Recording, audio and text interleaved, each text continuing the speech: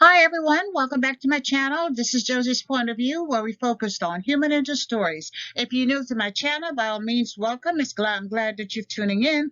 And if you're a returning viewer, by all means, thank you so much for coming back. And today we're going to focus on veterans healthcare. So our story today comes from the town of Bedford in Massachusetts. Take a look at the headline. And it reads, veteran missing for a month found dead inside VA hospital. I'll provide you with a summary here, and I'll place a link to a few of the full articles in the description box.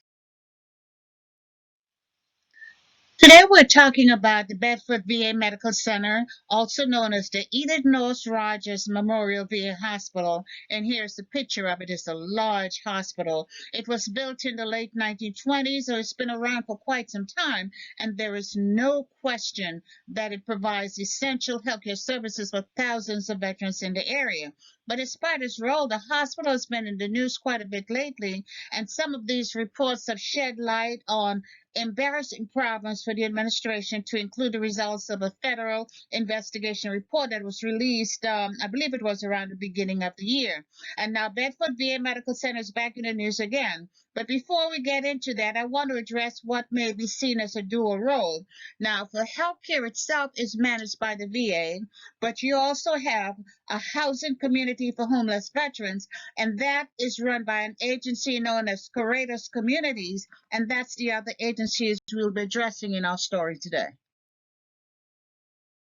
And let me tell you just a little bit about Courageous Community. I went on their Facebook page, and they describe themselves as the largest provider of permanent veterans housing in the greater Boston area. According to the website, they prevent homelessness by providing very low income individuals with permanent housing, support, a sense of community, and expanded opportunities. They further say that for over 34 years, Courageous has helped to fill the need for safe, secure housing in the greater Boston. So let me say up front that as a veteran, I have a lot of respect for this organization and what it does for veterans. Yes, regardless of the story I'm going to share with you today, I have nothing but good things to say about the agency itself. In fact, I applaud its efforts. In fact, I wish there were similar agency in other states doing the same thing. So that's my biased and my unapologetic position about this agency. But now let me get back to the story.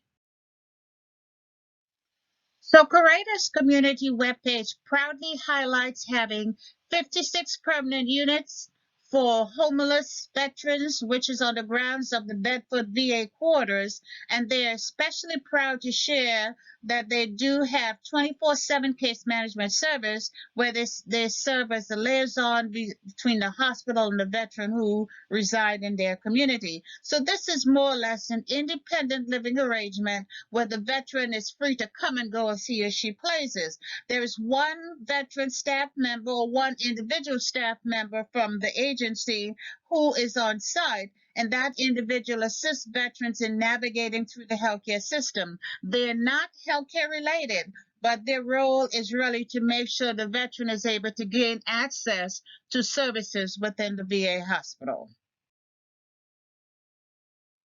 Well, in early March, I believe it was March the 8th, that a resident at the Curators Managed Residence here, that Homeless Veterans Center, had not been seen for a few days, and it was determined that he was missing.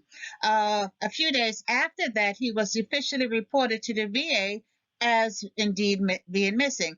According to reports, that took place on the afternoon of March the 13th.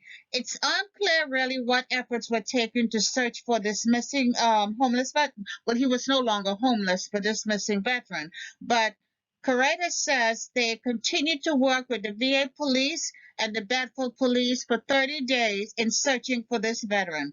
But it's not, and then again, it's not really clear all what that means, because the lines are pretty blurred right here.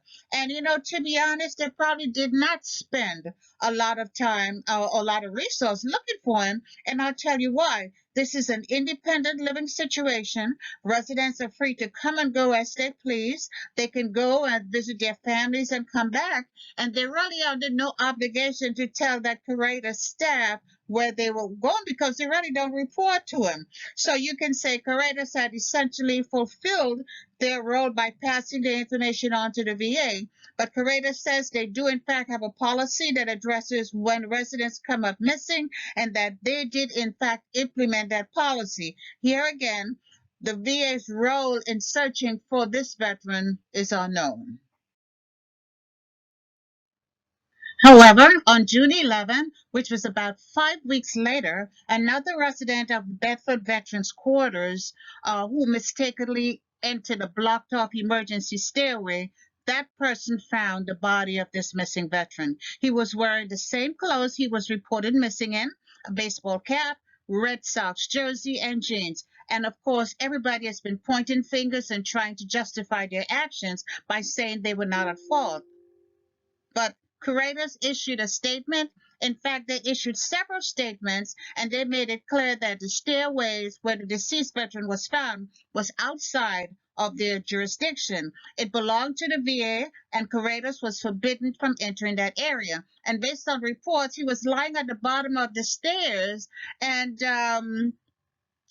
it's just kind of sad. He'd been there for the entire 5 weeks that he had been reported missing. It was also stated that this emergency exit had been blocked off because of COVID. So really, the area was blocked off, but nobody was really checking.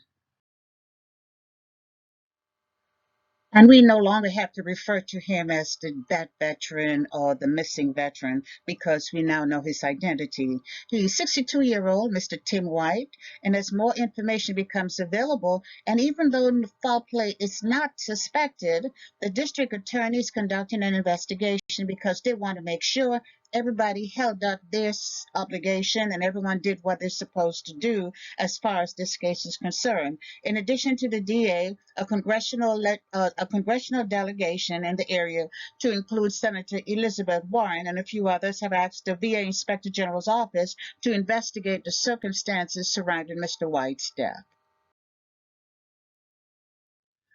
And on top of that, Mr. White's daughter is now demanding answers because to her, it does not appear that the VA really invested much time looking for her father. I read a report that said Mr. White was recovering from hip surgery and he still needed a walker to move around. So my question is this: what in the world was he doing in a hallway, and especially inside of an emergency exit? If it was blocked off, how did he get in? And if he entered by accident, why didn't the alarm go off as is norm when you enter an emergency or restricted exit? And for this man to have been there for 5 weeks, how come nobody took notice of the foul smell in that area? Or maybe the place smelled bad all the time, so no one really picked up that anything different or suspicious might be going on.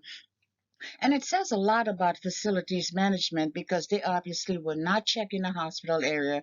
And it's possible that nothing anyone could have done would have saved Mr. White's life. We don't know how steep the stairway was, and we also don't know if he died instantly or whether he lingered there for days before dying. I'm sure an autopsy is going to shed light on things, but I hope this is not going to be another case where information is suppressed to prevent the government from looking bad. It's too late for that. And right now, the public deserves to know. And the public has been very vocal in their criticism of the VA regarding this incident. There seemed to be a consensus that Curator's Community, which is the management company for the homeless resident, people feel that Curator's is not really responsible. There's a sentiment out there that Curator's is not at fault because they fulfilled their obligation when they reported Mr. White as being missing. But comments regarding the VA has been less than sympathetic. And one reviewer wrote, "Shame on the town of Bedford and the VA for not checking every stairway.